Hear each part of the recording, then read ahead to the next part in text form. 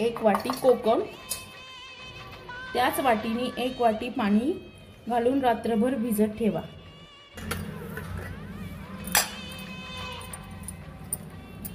आता रात्रभर छान कोकम भिजला आहे। आता याला आपण मिक्सर मधून काढू।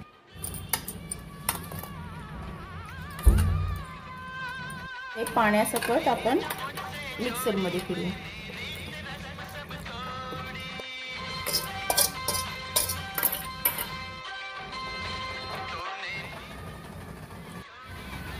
कोकम आपण मिक्सर मध्ये बारीक फिरवून घेतला आहे। हे कोकम एका कढईत काढून घ्या आणि ज्या वाटीने कोकम घेतलं होतं त्याच वाटीने 2 वाट्या साखर घेऊया।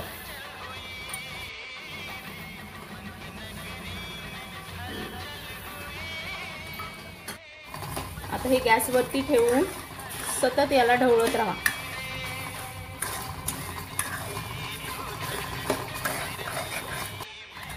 आता हे पूर्ण मेल्ट झाले।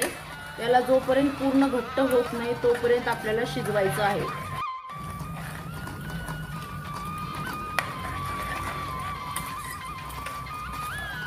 सतत ढवळत राहा म्हणजे खाली बुडाला लागणार नाही। आता याला छान उकळी आली आहे।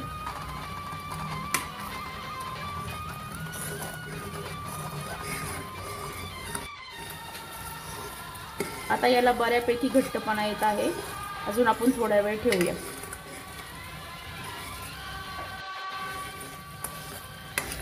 आता हे छान असं घट्ट झालं आहे।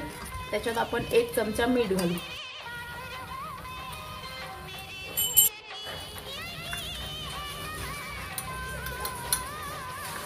एक चमचा भाजलेले जिऱ्याची पूड,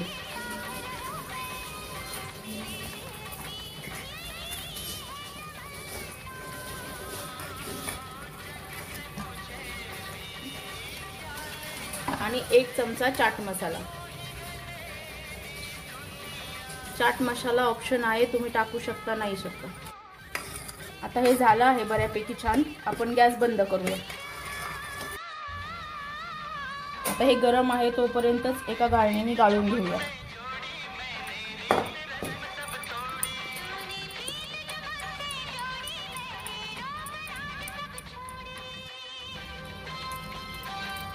आपण आगळ गाळून घेतला आहे।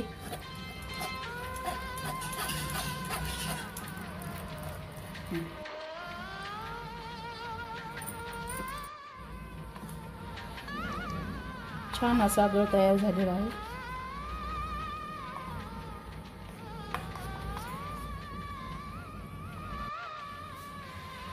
सरबत बनवूया।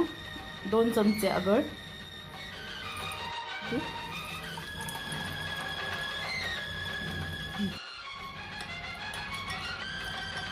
याला छान ढवळून घेऊया।